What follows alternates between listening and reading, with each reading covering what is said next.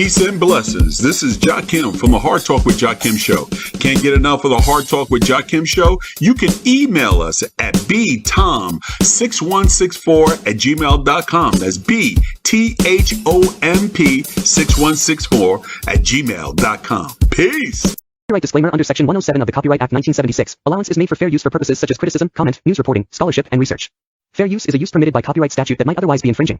Non-profit, educational, or personal use tips the balance in favor of fair use. The views expressed at or through this broadcast is those of the individual host and guests in their individual capacities only. The information provided on this broadcast does not and is not intended to constitute legal advice. Instead, all information, content, and material available on this broadcast are for general informational purposes only. All viewers should contact their attorney to obtain advice with respect to any and all legal matters.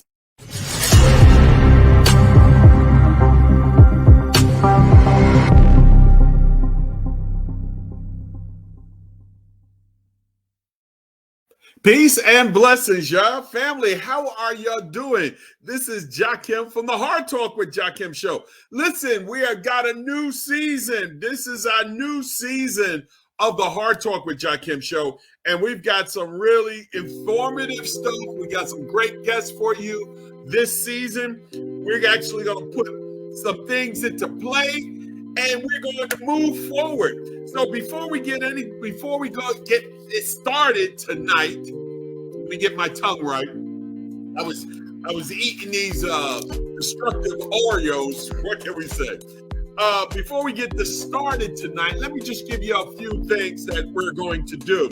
So right now, what we're going to do is, hey, biggest shout out to Lewis Jones, my man. Cool People Group, man. That's right. Big shout out to you, brother, Lewis Jones III. We're going to talk about a lot of things tonight. We're going to have Lewis on. Hey, Lou, we're going to have you on sometime this month, between this month and next month. But before we go any further, I'm wearing purple because if you don't know, I'm a big advocate of domestic violence awareness. And this being Domestic Violence Awareness Month, I would like for my people who follow us on YouTube or Instagram or who follow the Real Jakim on TikTok or any of the other platforms to be aware that everybody can help in being aware about domestic violence and what it's doing to our families. Let me just say this. I wasn't going to mention this about domestic violence tonight, but we might as well put it on here. A young actress, well, she ain't as young as she used to be because none of us are as young as we used to be. But Teresa Randall just got arrested a couple of days ago. Now, you may not know Teresa Randall. She was in Bad Boys. She was in Space Jam. She was in Girl 6. But I remember her from the great movie Spawn. She was the actress in there. Yeah, Teresa Randall is best known for a lot of her roles, like in the Bad Boy movies. But she was arrested on October 5th. Now, where does it come into? She was arrested for domestic violence. Now, before I go any further in this particular story, this is according to TMZ and other news outlets. Before I go any further in this story, I'm going to tell you right now, I wish her nothing but success and nothing but best wishes for her. She was arrested when they was called to the same location. She was arrested on October 5th when police received an alleged assault call from Los Angeles area home. When they arrived, Randall wasn't there, but they took a report. When they were called to the same location 2 days later for a possible domestic issue and for a potential restraining order, Randall was then arrested in connection to the October 5th charges. Now, here's the deal, y'all. I'm just reading that off there. Here's the deal. We're supposed to have a guest on, but I guess she's not here right now. So here's the deal. She was arrested for domestic violence.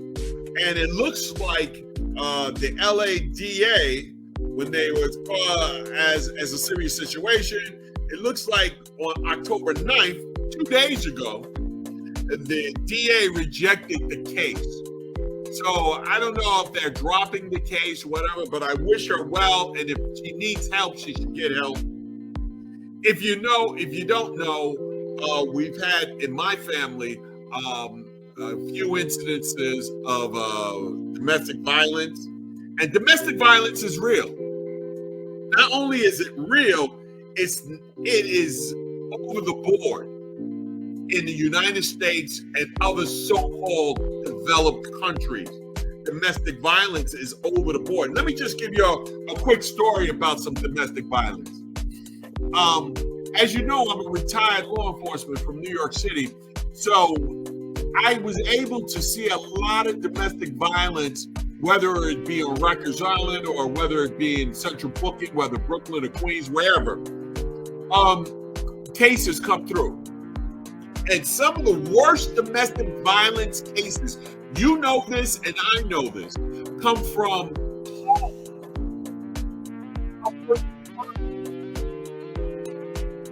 from homes of military. Now, you know I'm also a United States Army veteran, and I'm telling you this so that you understand this. If you have a first responder,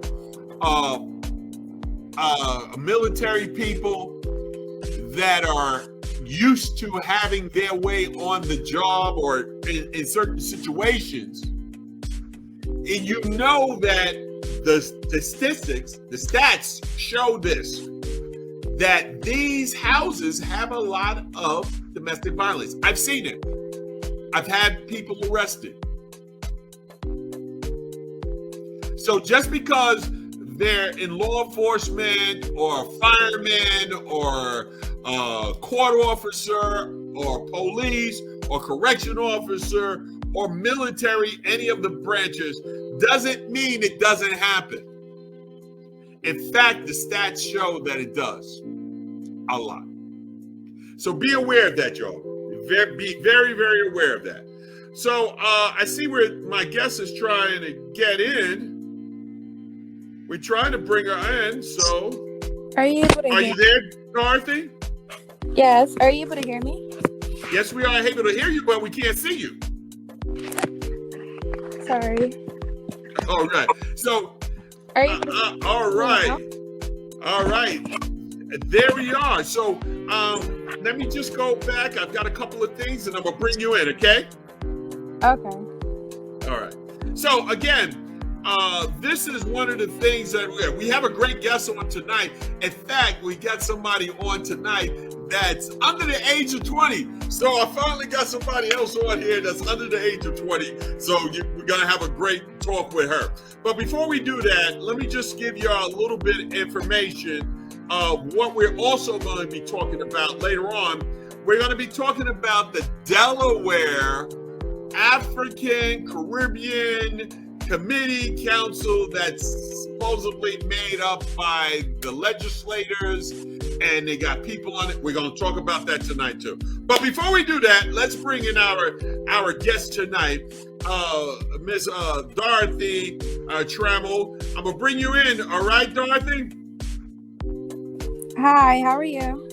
All right, peace and blessings to you. So before I bring you, before I let the audience know exactly what's going on and why you're on tonight, let me give them a little bit of background.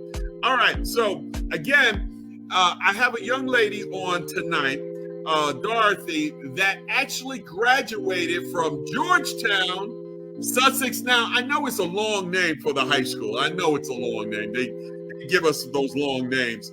Can you give me the full name of that high school in Georgetown? Sussex Technical High School.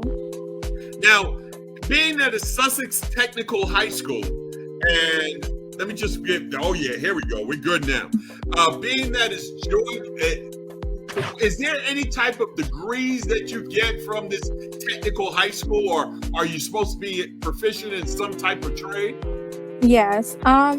It's a variety of trades, but I took criminal justice and I became a paralegal at 16 and Delaware State security guard at 17. Oh, fantastic. We love that. It's because I'm a big fan of trades, and I think that's one of the things that we should bring back into high school. Now, we're going to be talking about some heavy topics. So I want our folks, remember, it's going to be on YouTube 24 hours from now at the Hard Talk with Jakim show on that YouTube page, and at Delaware Info Now. So if you want to see this interview 24 hours from now, you'll see it over those YouTube pages. Now, we're going to be talking about some heavy topics, y'all. So I want y'all to get your popcorn in. I want you to bring your comments if you're in here. One of the things that we're going to talk about is some alleged racist activities at that high school. Now, Georgetown Technical High School, you know, it's still such a long thing. You don't mind if I call it Georgetown High School and just call it there, right? That's fine. All right. So, did you go to that high school for 4 years? Yes. And in those 4 years, have you ever witnessed firsthand, not second or third, but firsthand, any racist acts by some of your classmates? Yes. Now here's the big question. And this is the question that people will be talking about. How did the administration, in your words, how did the administration handle those particular incidents? They would just ignore it and belittle it, or make it seem as if we see an issue, but there's really not an issue there. Okay. Now, when you say belittle the issue, was it that they chose not to address the issues, or did they just say, you know what, boys will be boys type attitude, or both? Yeah, kind of, but more so they would make it seem as if it was freedom of speech and every student can say whatever they want, no matter if it's any racial words put in it or anything. They would always say it's freedom of speech and they can't do nothing about it. Well, the idea of freedom of speech, that is a funny thing in here. We'll talk about the freedom of speech a little later on. But when they had, I remember I was talking to you a couple of months ago, Mm-hmm. and I saw that one of your classmates, or I hate to say classmates, people that actually went to the high school, because they could have been a sophomore or junior, put a racist thing on Facebook talking about black folks. And when they did that, whether it be blackface or anything like that, and the high school administration was told about it, did they do anything about it? Oh, I don't think you're not thinking of my school. You're thinking of St. George's. Oh, yeah, that's right. That's right. St. George's. I'm sorry. Georgetown, St. George's. That's right. But have your high school have incidents like that? Yeah, there was a boy. They were at a football game, and the person asked us, it was either something like Black History Month or your mom's birthday, but they dragged it on, and it was posted everywhere. It was something else, but it's been Caucasian females that would get on social media and be like, and word this and word that, and it's always freedom of speech when freedom of speech does not protect them in those moments at all. So it's like every single thing been showed to the administration, but they would just do nothing about it. There was a boy running in the 400 wing saying the N-word, and the administration did nothing. The only thing they did was take him off SGA, but that's only because there was a lot of people saying something. So they did it just to quiet us down. But that boy should have been expelled, because it's he didn't apologize. He didn't show no sincere. It was just him being off SGA. I guess it was just to quiet us down or make. All right, so you're going to have to educate the people. SGA is what? Student Government Association. Oh, he was a member of it?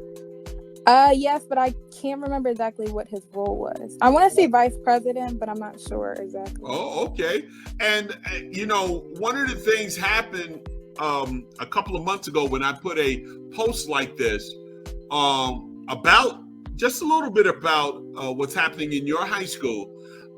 People were automatically on it, and I suspect they were teachers trying to defend the particular high school. They didn't even know what we were talking about, but they were trying to defend their particular thing. Now, you know, like I know, I'm a big fan of teachers, but I do know, just like everybody else knows, there's some bad teachers. Yeah. And just like I say about church, and my audience, y'all know, you heard me say it before, I'm not saying that church is bad, but I can guarantee there's some bad people in church. So I'm not saying that the school is bad. What I am saying, there are some evil people in that school. Am I right or wrong? Yeah, sure. Right. Yeah. So when you addressed a lot of these concerns, were any parents involved with the addressing some of the concerns they had with the racial strife in the school? Yeah, my parents were involved. Other people I went to school, African American kids, their parents were involved, but no, we were always like belittled, or oh, your kid making it seem bigger than what it is, or oh, it's already been addressed, or we can't tell you what the status of another student is. But there was also a day in December when I was in high school, and the teacher wasn't there, but we had a substitute, and one of the moms of the kids who was being racist and all that or grandmothers came in, and she came in the school like without supervision, like the main office, nobody knew of her coming in. She came in a back door because her granddaughter let her in. So my point is that school isn't too big on safety at all. Oh no, and no. Their intention was to scare me and two other African American girls. But my thing is that right there, the girl should have been expelled, because that means she brought somebody else in to harm innocent children. No matter how you feel about them, no matter them being African American, it's still an issue when you're trying to bring an adult in a situation. And they said that her grandmother did have a weapon. I'm not sure if she did or didn't. I didn't see nothing, but I'm just saying that's what they said. But it didn't scare me nor the other girls, but it's still not a fair situation because we never got adults in it. And the administration took little to no action on this. Somebody violated and trespassed, didn't go through the protocols of going to the front door, and our children's safety, our children, our legacy safety was like that. That's incredible. But I believe you 100%. You know why? Because about 2 years ago, this happened at McCullough. I was able to walk through McCullough, and there was nobody at the front door, which is a junior high school up here in Newcastle. And I could believe that. You know, these are the types of things. Now, imagine if that would have happened where it was an active shooter in that high school. Imagine that would have been a tragedy, and all they would have said was, we're so sorry and we want prayers. And at that point, prayers wouldn't have helped me, because somebody would have had to get somebody got to take the beating for things like that. Well, the only thing is, with us having a substitute that day, the substitute didn't have care of the woman being in there. Like, it was back and forth between us and the woman, and then it's like she could have put up, and it could have been a deadly situation, and the adult in the room wasn't trying to do nothing. He wasn't trying to call the main office, no, none of that. So, like, my question to you, did the cops get involved? Did anybody call the cops on? Because I know she had to be threatening y'all. There's no reason why she would be up there if she wasn't threatening y'all. Yeah, the cops got involved after the fact, but it's still more so like for her to get in the building. Right. But my thing is, the high school I went to, it's not. It is a public high school, but like, since it's technical high school, it's a vocational high school, so it's not really seen as like Seaford High School or something like a public. Like, it's, I don't know, it's kind of a difference. So they act like they're big on safety, but in that moment, my life and two other Black girls' lives could have been at stake. So what they try to do is they try to act like this high school is like an upper echelon high school. It's an upper tier high school, but yet at the same time, you're having the same problems that you would have in any high school, especially when administration don't take these issues of bullying and racial strife serious. Would you say that's true? Yeah, that's what I was trying to say, yeah. Yeah, don't worry about it. I know. I've been doing this for years, so don't worry about it. Now, some people are going to watch it that are advocates for Delaware schools that are, whether it be Delaware Educate or whatever these so-called advocates are, 501c3s, that's another story, and that's another day. But some of them will say, well, why didn't they do this? Why didn't they do that? Why didn't they do this? Well, I'm going to say this, Dorothy, and in your defense and in the black folks that's in Southern Delaware. Big shout out to all the black folks in Southern Delaware. I know it's hard when you keep knocking your head against a wall to get people to listen to you. Now, my next question is, was there any news people that investigated this, or even anybody went to the press?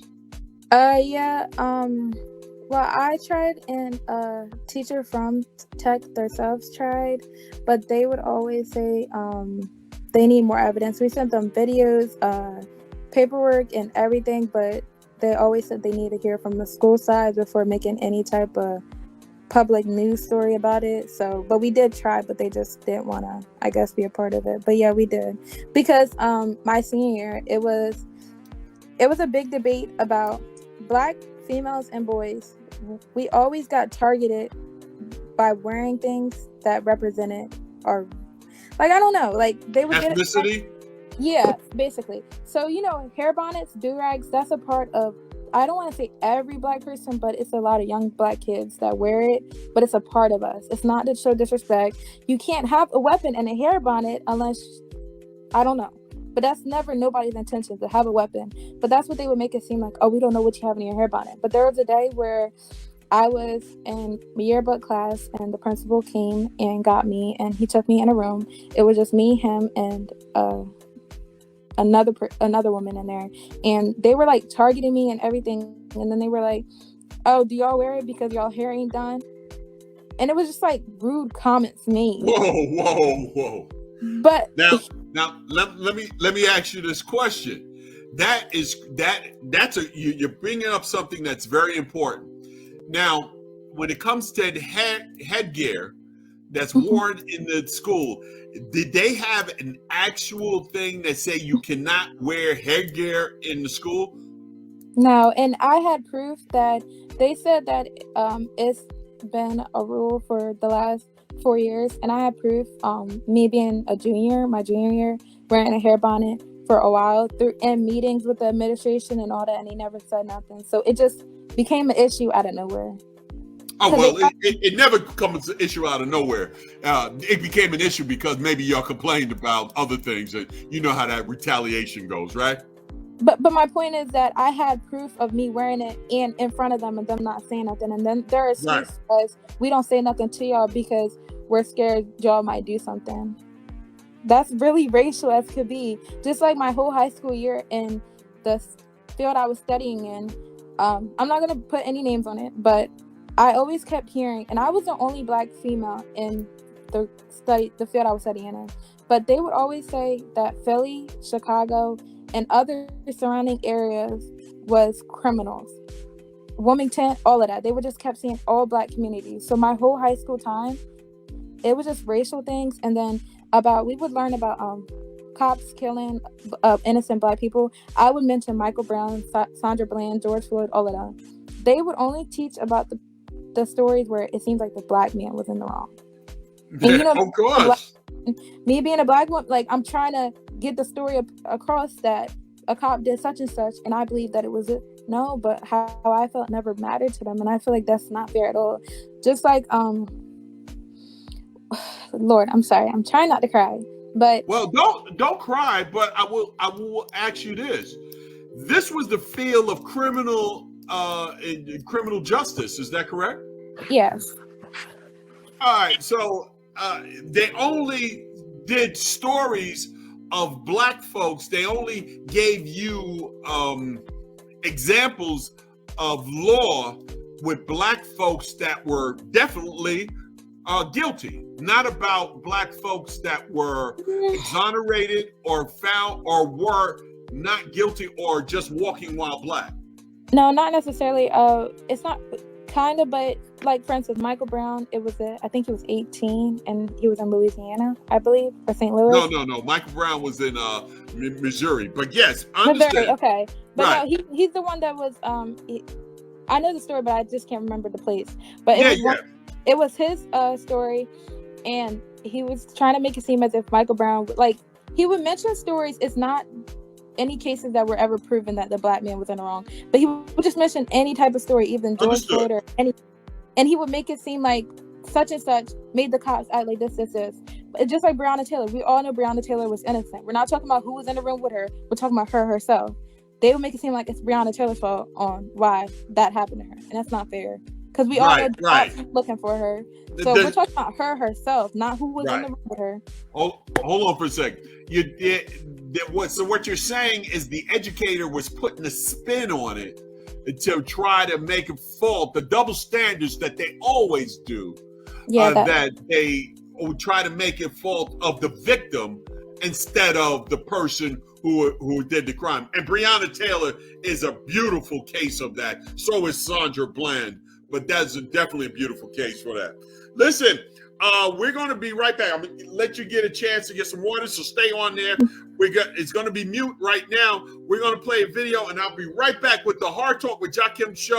Listen, we're going to be right back with Dorothy Trammell, former high school student down there in Sussex County. So we're gonna know what's going on in the schools for real. Be right back with the Hard Talk with Jakim show.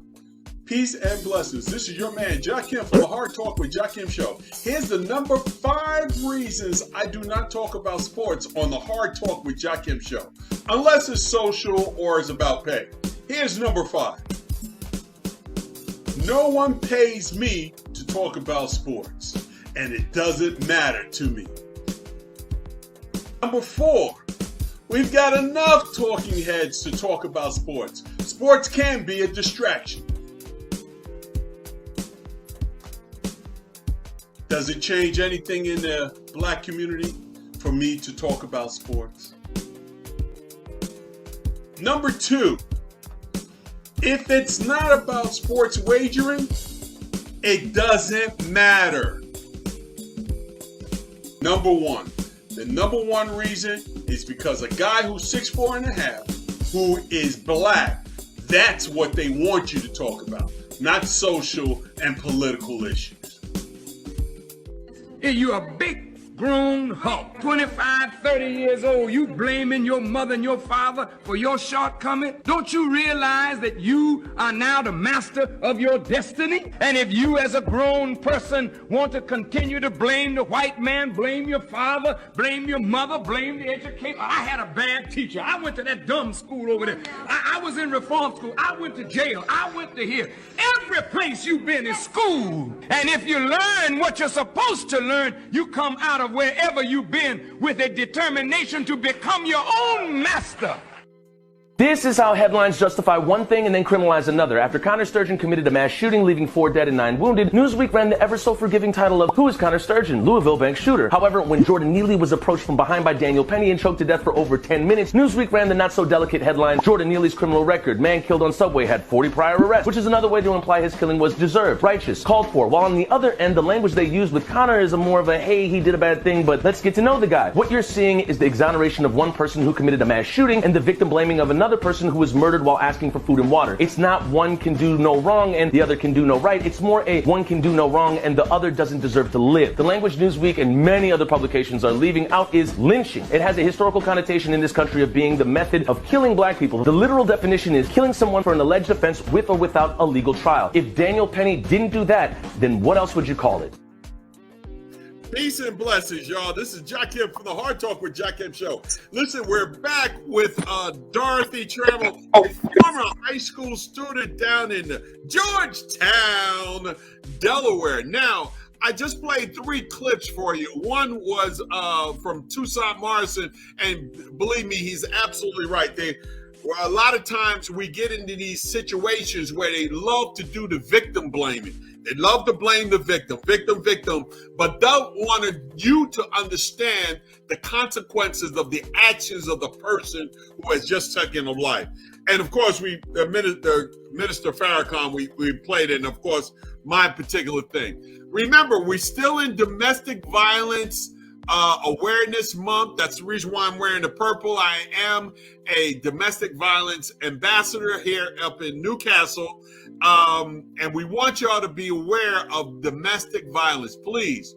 It is real. It happens. It happens in every community, rich, poor, black, white, and whatever. So it's in all communities. We want y'all to be aware of it. All right, we're back with Sister Dorothy Trammell back here on the Hard Talk with Jakim show. And we're going to talk about a little bit more about Georgetown High School. We're going to talk about how the administration drops the ball on some things. Now, you're in that peer group. I'm not in that peer group. You're in that peer group. So you probably still have a lot of friends in high school right now. Is that correct? Yes. And what are you hearing from your friends? Has anything changed since you've graduated there? No. Well, not for the better. But they say that it's a lot of issues. I'm trying to think of one. They said that it's more harder. Excuse me. They say that it's more harder for like African, like, well, it's been an issue when I was there myself, but one of the issues is about blankets and about students wanting to leave class to go to somewhere else. I know it kind of seems petty, but it is the actual issue. So it's it's been an issue when I was there. Like an African American boy, girl can be done with their work, blah blah blah. But if they want to go, it's a particular teacher that a lot of African American students felt close to. But it was only because at my school, he was the only African American black man as a teacher. So he kind of he's the only. And in your school, you don't have a lot of African American males or black males teachers. He's the only one. Wow. Okay. See, I'm thinking of the hallways and everything, but yes, there's only one black male and one black female, or two black female teachers. But a lot of black students felt close to him. So we would, like, not me necessarily, but a lot of my friends would ask to go to his room. But it would be so hard for them to get there. But if a Caucasian female boy wants to go to the athletic room, wherever, it's like, go. You can go even if your work's not done. So double standards. Yeah, that's like, it's still an issue though, because it should be treated both ways, because they're not better than us and we're not better than them. But it's still like an issue. But what makes me more upset is there was an incident where I got accepted to like 13 like 20 some like 13 to 20 colleges, and Tech would put it on like a banner thing, like all the seniors who got accepted to a college. But it would be like, mine was all together because I was the first student to get accepted to a lot of colleges. And it was two Hispanic girls that were laughing at my picture. And then they were like making comments to each other, but they didn't notice I was sitting in a bench behind them. But my intention wasn't looking at them. I just looked up from my phone. And I did make the administration like aware of it. And they belittled that whole situation. They were laughing and making jokes. What happened if they had a racial intent behind it or anything? It's still not fair at all. So They had a conversation with her, and then, or that's what they claim. I can't say if they did or didn't, but I got called down there, and then the assistant principal started recording me. She was recording her conversation with me, and I feel like that was illegal because, for one, I'm a minor, and for two, she didn't have my permission, and for three, it wasn't a reason. Right. So I guess it was trying to intimidate me. Well, you may know or may not know that has been an issue for schools for now. And I'm telling you, if I have anybody, and believe me, there's people who watch who don't say anything because they're watching. That's what they do. But the way administrations view and the way they conduct investigations in school, especially here in Delaware, we have to have a real serious look. I need WDEL, the News Journal, and WBOC or whatever organizations to really do their jobs, because believe me, the mass media here has really not done their job. If it ain't about Biden or if it ain't about something like that, they don't really do their job. But one of those things that I really take offense with is you have administrators in school acting like they are lawyers, DAs, and police, and violating First Amendment rights, Second Amendment rights, and Fifth Amendment rights of our students. That's wrong. You know, when you're being talked to and somebody brings a recording device, you know, we say for the police, if you have I invoke my Fifth Amendment right to remain silent. That should be the same thing for you in the school. Your rights aren't terminated because you're in high school. That's just my feeling. That's what they made it feel like my whole time there. Like, it's a lot of students, like, even if you prayed at lunch or like stepped aside, prayed anything about religion, you're not allowed to do that. Like, it was a lot of things that were taken away from me while you're in the school. Whoa. And I'm big on God. I'm big on praying. I wanted to, like, me and my friends, we wanted to do a prayer group. Like, everybody was cool with it. It wasn't going to be like, oh, everyone has to be there. It was only for the people that were comfortable to be there. They can be there. But they were like, at their school, it's not allowed. Anything religion-wise is prohibited and all that. And it's like, it was only for the people that wanted to do it. It was not like we're making somebody be there. Like, it was just a prayer group. That's right. It. Well, you know, and I'm going to put this out, and later on, when it's on Facebook and on TikTok and on all the other social medias, I'm going to put this out. If you have a child in Georgetown High School, if you have children that were in Georgetown High School, the Hard Talk with Jakim Show would like to speak to you. So if you know of any incidents or anything that has gone on, and you may want to get some tread or change some rules or laws that's going on there, please contact me at btomp6164@gmail.com. That's btomp6164@gmail.com.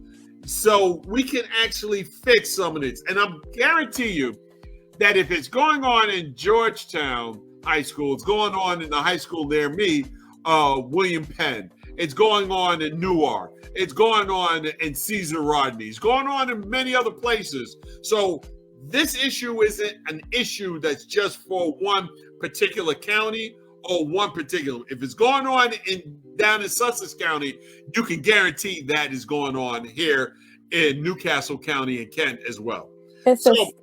We're gonna take one more break, and we'll be back with our last segment with Miss Dorothy Trammell. There you go. Give him a wave. Give him a wave. There you go.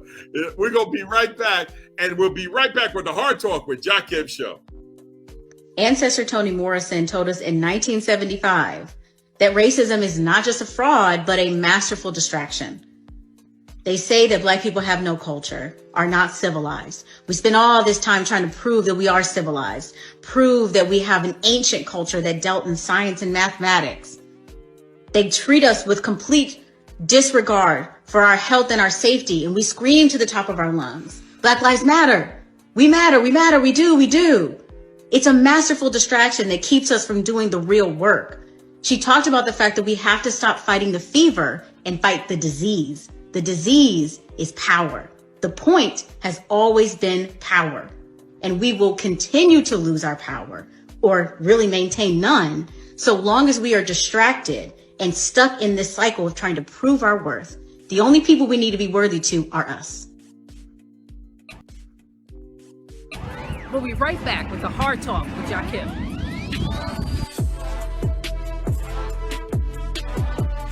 Do you believe in the power of voting? Do you think it's not important? I believe it's important. I believe it's a tactic, but as far as it changing anything like major in our communities, absolutely not. There's no one piece of legislation, paper, or anything that a law or a vote has done to change anything major in our communities. Actually, You don't think so? Absolutely. Our Civil rights communities. act? Oh, Voting Rights Act.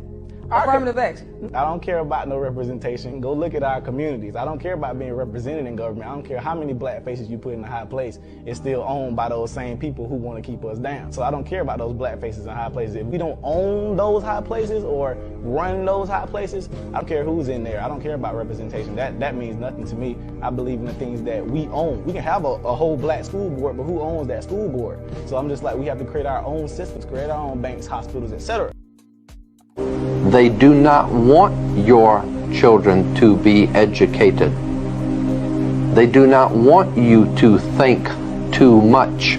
That is why our country and our world has become so proliferated with entertainments, mass media, game shows, television shows, amusement parks, drugs, alcohol, and every kind of entertainment to keep the human mind entertained, so that you don't get in the way of important people by doing too much thinking. You had better wake up and understand that there are people who are guiding your life and you don't even know it. And all American citizens, I think, have suspected something like this is going on. But we're all too busy trying to stay alive and live our lives. And after all, what can one person do? We'll be right back with the Hard Talk with Jakim.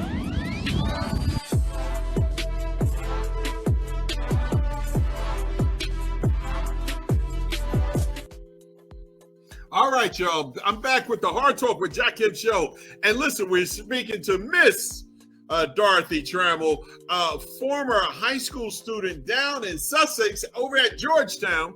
And let me just tighten up here over here. We're finishing up with some stuff. And again, I'm putting it out there.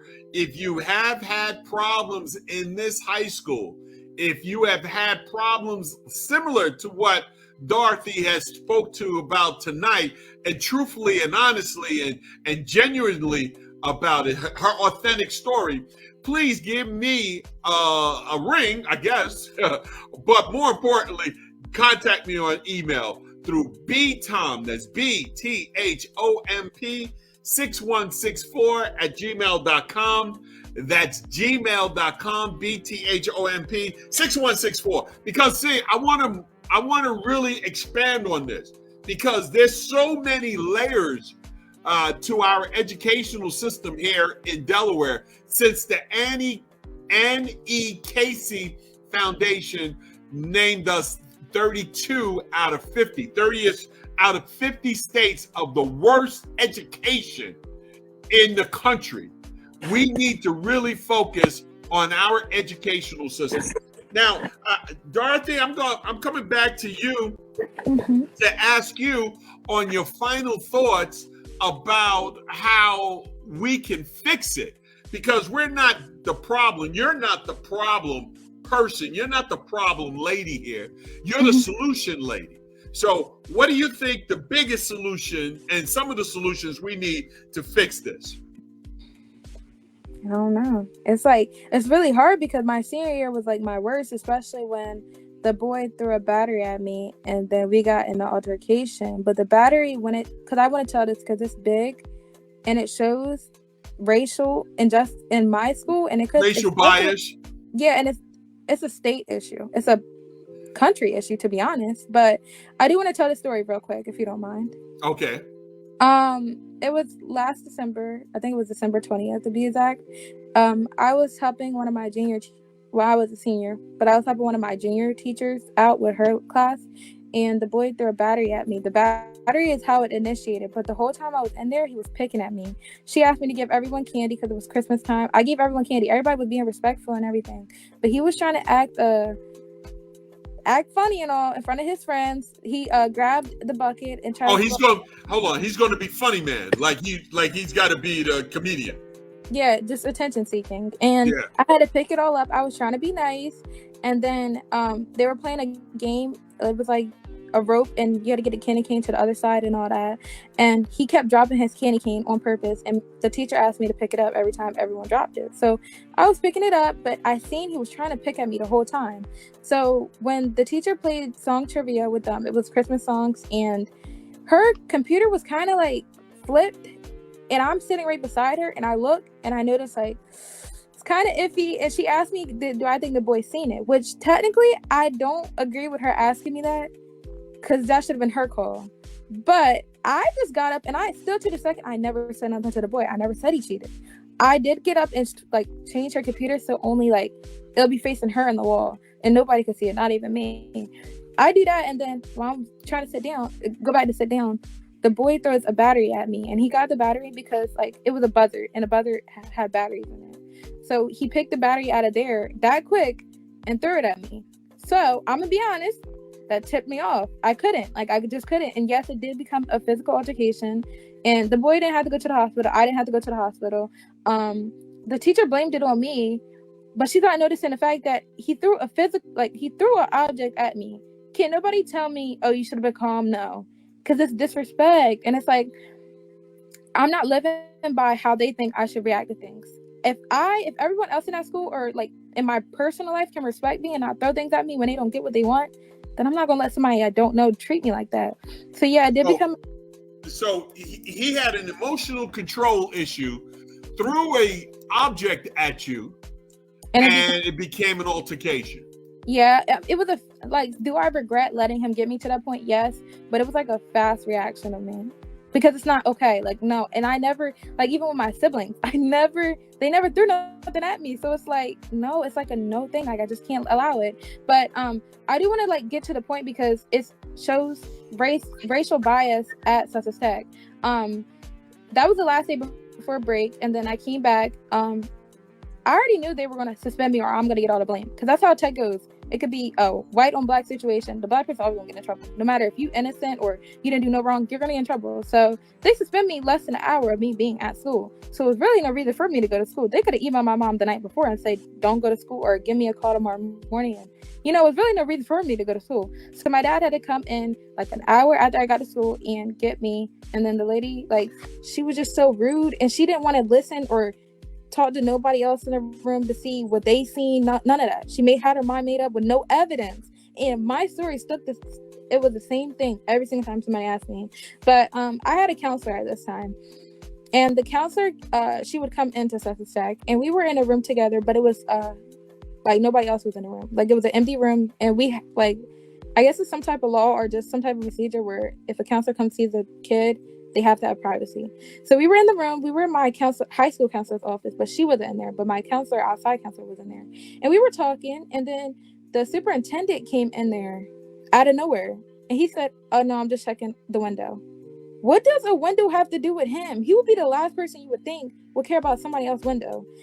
But it connected dots. And then he asked me about the situation, and he was trying to be smart and oh, we did this, oh, we did that. And then he started laughing about it, and then was like, oh, well, that's not my issue anyways. And he's a superintendent.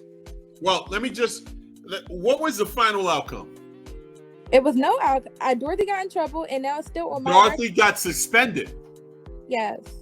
Dorothy, you got suspended. Did the other young man get suspended? If you're not sure, just say you're not sure. Because one of my close best friends, she's a grade under me, and the boy was a grade under me, and they were in health care together. And she told me, and I still have the messages, phone call proof. She, the day I got suspended, she was calling me and everything, telling me that the boy went in health pro and said that it was his fault, and he threw the battery at me, but he's not going to tell the truth, so he won't get in trouble. So she went to the administration herself and told them that the boy is saying that it was his fault, blah, blah, blah. And they just stuck with the story that it's Dorothy's fault, which it wasn't. But my point is, the administration, they are intimidating as could be. Right, we understand that. It's just not fair. And then I understand that their Gestapo tactics are what they do. But you don't know if he got suspended. Is that correct? No, he didn't, because he did not get suspended. Only you got suspended. Yeah, and this is not me assuming. It was other people saying. It was other people contacting me about him going in health care class, their science and English class, talking about it, saying it was his fault, and they would see him every single day, and they kept updating me though I did not want to know anything about the boy, but they were in the same grade. They were a grade under me, and the boy's a grade under me. But my point is that, and also, Sussex Tech High School does not care about no child's trauma. They have mentioned Jeff to me. Jeff, he passed away. He was a loved one of mine that passed away. He's from Seaford, and they mentioned gun violence, made it seem like it's a Black people issue and all that. They pulled me in the rooms, talked about him to me, saying that, oh, are you sure he wasn't involved in a gang? So my point of mentioning that is, it's not fair how if you wear shirts, hoodies, anything in honor of somebody that you lost, that it can be rubbed in your face. They have locked me in rooms before. No, it's not funny to me. Terrible. It's terrible. I'm laughing because it's terrible. But more importantly, this is a pattern that has been going on in the United States forever. And it's about time for it to stop. Yeah, but a video you played during the break, it kind of did hit me hard because I think a lot of people aren't noticing. It was something about administration and the higher up for schools is never a Black person. They didn't say that exactly, but it was something along the lines. But my point is, I also don't like how you can go to a school and you can have a Black child or two Black twins, anyway, anything, but it's hard to not see a diverse in a lot of these schools. And then it's like, it's putting your mind that you're not able to do this, or your rights are taken away. That's not fair. Right. If your child's watching this, your rights don't leave when you walk in the school building. There you go. And I said that earlier. And Maurice Morris out of Ohio says, we as a community of people will always be looked upon poorly. Know what our contributions are to our community. Maurice, another one of my big friends out of Ohio. Yes. And we know that in law enforcement, we see the same type of patterns that we're seeing in the high school. So now we're seeing those in the high school. We're seeing those there. We need to do something here in Delaware about it. They need to do something there in Ohio about it. And I know, thank you, Mars, for bringing that comment on. You're absolutely right. Let me just finish up here. To me, the solution is quite simple. We have the wrong people in power. We have the wrong people in power of our high schools. We have the wrong people in power of political parties, political law, whatever. We need to have our own. We should have our own. Listen, I've had my ups and downs with Dr. Umar, but one of the things that we do agree on, and one of those that's main function that we do agree on, is that we're not going to change anything unless we actually have autonomy over our own schools, our own school boards, and who works in there and work for us. So this is very important. And Dorothy, I am so glad that you came on today. I am so glad you was able to share with us. We're probably going to have you back on a little bit later on in the upcoming year. But what we will do is make sure we have some of these educators. Now, I know we're going to have some of these educators come on that's going to give us the same old story that they always do. It was this, it was that, was that. Well, we don't want to hear those stories anymore. What I'm saying and what Dorothy's saying, we don't want to hear these stories no more. We want you to fix the problem. And to fix the problem doesn't mean that I don't have the resources. We don't have the money. A lot of this stuff ain't about the resources. It's about changing the culture of that high school, changing the culture of the educators. And that doesn't mean diversity.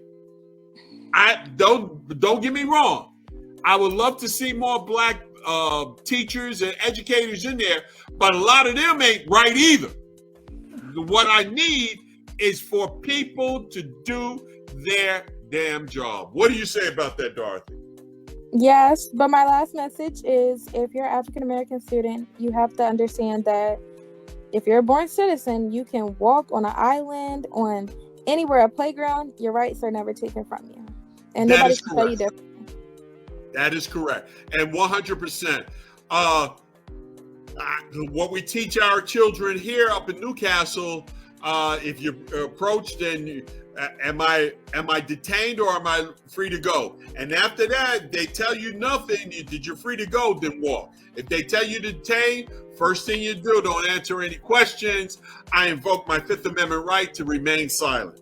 And I'm not a lawyer, but I've worked in law enforcement for over 21 years. Believe you me, I know. I invoke my Fifth, and I want you to say those words. I invoke my Fifth Amendment right to remain silent. Now, a cop may say some snide mark or that, or an administrator may say some snide mark. That doesn't matter. Don't get upset. Don't say anything.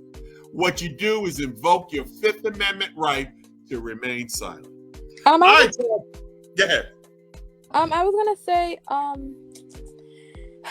so what makes me like, I wish Delaware or like we all could come together and like have like either an event or something, but I feel like Black kids younger than me or even my age exactly, we have to like, a lot of Black kids, they let things go. Like it could be somebody that lost their child and don't want to say nothing, or their child got hurt, don't want to say nothing because the school threatened to sue them or put them in jail. You know what I mean? So it's like we have to have events and all of that so people my age and younger can tell what happens to them. Don't wait 5 years later. Your life matters today, tomorrow, next year, every single second. And one more thing. This is not the end of nothing. I'm going to get justice. Everybody's going to get justice at some point. But a lot of them people that did wrong to me don't deserve their position. And I never name dropped on this interview at all because I don't want to make it seem like I'm saying something wrong or, twist my words. Right. I never said a name. So any comments that are made, because there was a comment from a Texas Tech teacher when you asked about any info, and it was a tech teacher, but I never said any names. If the shoe fits, steal it. But thank you for letting me on your show. Well, thank you for being on. You're absolutely right. And that's a great way to end it. Listen, this has been the Hard Talk with Jakim show. This is our new season.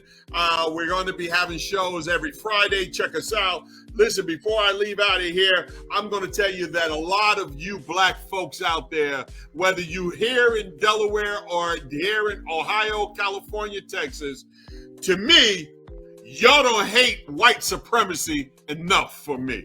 I'm going to be seeing you on the flip side. Y'all have a good one. I'm going to leave you with Malcolm X, and I'll see you next week on the Hard Talk with Jakim show. Malcolm X once said, "If you have no critics, you'll likely have no success."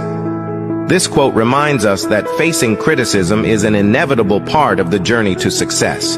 Embrace the feedback and challenges from others as opportunities to grow stronger and more resilient. Criticism often means you're pushing boundaries and making an impact. Let it fuel your determination rather than discourage you.